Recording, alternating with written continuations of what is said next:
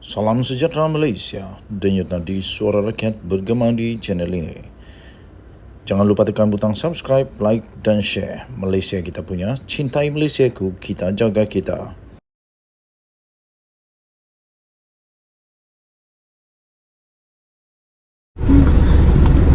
Salam sejahtera Malaysia. Bekas Menteri Kanan ditahan kerana kes rasuah projek telekomunikasi bernilai 2 bilion ringgit Malaysia. Sekali lagi, bekas Menteri Kanan ditahan kerana terlibat dengan kes rasuah projek telekomunikasi bernilai 2 bilion ringgit Malaysia. Sebelum saya jelaskan lebih lanjut, kita sama-sama ingin ingat dululah apa yang terjadi dengan beberapa kes yang terjadi di Malaysia ini. Antara kes-kes yang menarik perhatian beberapa bulan yang lalu ialah kes tentang Menara Kuala Lumpur. Lepas tu yang ini melibatkan dengan TM kerana ada penjualan saham dan sebagainya. Lepas itu apa lagi yang menarik perhatian rakyat Malaysia pada baru-baru ini ialah kes tentang penjana, tentang apa lagi tu kes-kes yang melibatkan berprofil tinggi seperti kes Muhyiddin Yassin, seperti kes Hamzah Zainuddin yang sudah pun dipanggil oleh SPRM untuk memberikan keterangan kerana namanya tiba-tiba pula dikaitkan dengan satu rasuah daripada seorang bos berbangsa Cina yang mengaitkan nama Hamzah Zainuddin.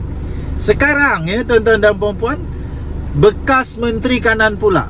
Nah, siapa dia? Mari kita kongsikan. Terlibat dengan kes rasuah projek telekomunikasi bernilai 2 bilion, bekas Menteri Kanan ditahan. Sebenarnya tuan-tuan dan puan-puan yang dihormati sekalian, ini bukanlah berlaku di Malaysia. Untuk Menteri Kanan ini bukan berlaku di Malaysia. Tak ada kena-mengena dengan apa yang saya sebut sebentar tadi. Ini sebenarnya berlaku di Indonesia. Aku pun kena prank juga. Aku bingung. Biar betul siapa Menteri Kanan ni. Rupa-rupanya bukan di Malaysia, di Indonesia. Pihak berkuasa Indonesia telah menahan seorang Menteri Kanan semalam kerana terlibat dalam kes rasuah projek telekomunikasi yang mengakibatkan negara telah kerugian hampir 500 juta US dollar atau 2.26 bilion ringgit Malaysia. Tampil memakai jaket merah jambu yang biasa dipakai suspek kes rasuah. Menteri Komunikasi dan Teknologi Maklumat iaitu Johnny Gerald Plate di soal siasat berjam-jam di Pejabat Peguam Negara AGO. Dia kemudian dibawa menaiki kereta ke sebuah pusat tahanan di Jakarta. Berdasarkan siasatan pada hari ini iaitu semalam, tarikh berita ini 18 hari bulan Mei. Katanya kami mendapati terdapat bukti mencukupi bahawa dia iaitu Plate terlibat dalam kes rasuah stesen pengkalan pemancar BTS, kata pengarah siasatan jenayah khas AGO Kutadi. Projek BTS itu diketuai oleh sebuah agensi di bawah Kementerian Komunikasi dan bermatlamat menyalurkan akses internet 4G ke kawasan pedalaman di selatan negara kepulauan tersebut. AGO tidak memperincikan peranan Plate dalam kes itu atau berapa nilai suapan yang diterimanya kerana siasatan masih berterusan. Bagaimanapun, penyelewengan itu menyebabkan kerugian keseluruhan berjumlah sekitar 500 juta US dollar, kata pun tadi kepada pemberita. AGO melaporkan bahawa pihaknya mendapati terdapat kecurigaan dalam proses pemulihan projek itu melibatkan syarikat tempatan dan asing. Denyut nadi suara rakyat bergema di channel ini. Jangan lupa tekan butang subscribe, like dan share. Okey. Nasib baik benda ni bukan berlaku di Malaysia. benda ini berlaku di Indonesia. Tetapi kita berharap semoga ini akan menjadi peringatan. Kita berharap ini akan menjadi satu teladan. Kita berharap semoga ini menjadi satu sempadan supaya menteri-menteri di Malaysia, tak kisahlah kanan kah, kiri kah, tengah kah, atas kah, bawah kah, besar kah, kecil kah, apapun jawatan, jangan pernah ambil rasuah. Sudahlah berdosa, bersalah lagi dari undang-undang. Tak cukup makan, tak apa, boleh minta dengan orang, minta tolong dengan adik-beradik kah. Yang penting cukup makan. Kalau sampai nak tamak, nak kaya sehingga minta rasuah, itu dah berdosa. Denyut Nadi Suara Rakyat bergema di channel ini. Jangan lupa untuk tekan butang subscribe, like dan share. Malaysia kita punya, cinta Malaysia ku, kita jaga kita. Kita jumpa lagi, bye-bye. Salam sejahtera Malaysia. Selamat pagi tuan-tuan dan puan-puan yang dihormati sekalian. Denyut Nadi Suara Rakyat bergema di channel ini. Terima kasih kepada anda semua yang sudah tekan butang subscribe, like dan share. Bagi yang belum, saya mohon untuk tekanlah butang subscribe, like dan share. Tuan-tuan dan puan-puan yang dihormati sekalian, baru-baru ini Lim Kit Siang ada berkata bahawa sistem kehakiman negara Malaysia akan runtuh sekiranya Najib dibebaskan. Kemudian keluar satu artikel yang saya ingin kongsikan kepada anda. Apakah amaran Kit Siang bermaksud DAP akan keluar dari kerajaan jika Najib dibebaskan? Apakah amaran Kit Siang bermaksud DAP akan keluar kerajaan jika Najib dibebaskan? Daripada sabudinhusin.net. Pemimpin veteran DAP Lim Kit Siang memberi amaran bahawa kerajaan perpaduan pimpinan Anwar Ibrahim boleh runtuh sekiranya bekas Perdana Menteri Najib Razak dibebaskan melalui pengampunan diraja.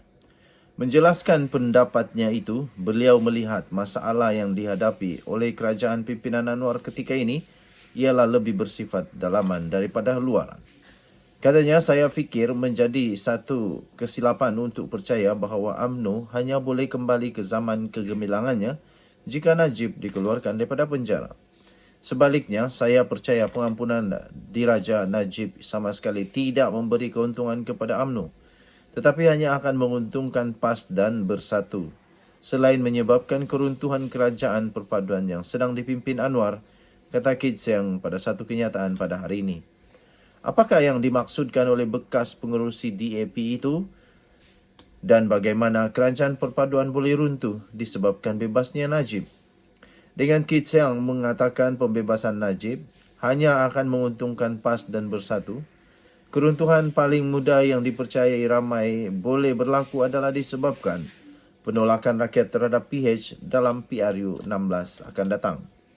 Berdasarkan sentimen majoriti rakyat yang tidak setuju dengan pembebasan Najib, membebaskan bekas Perdana Menteri yang terkait dengan skandal 1MDB serta belum pun setahun menjalani hukuman penjara daripada 12 tahun yang diterimanya, ia secara langsung bermakna Pakatan Harapan tidak bertindak selari dengan keinginan rakyat.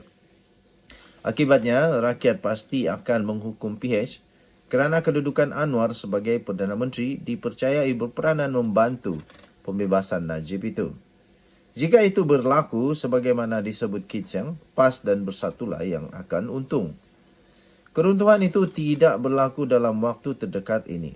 Sebaliknya, pada PRU 16 yang dijangka kira-kira 4 tahun lagi.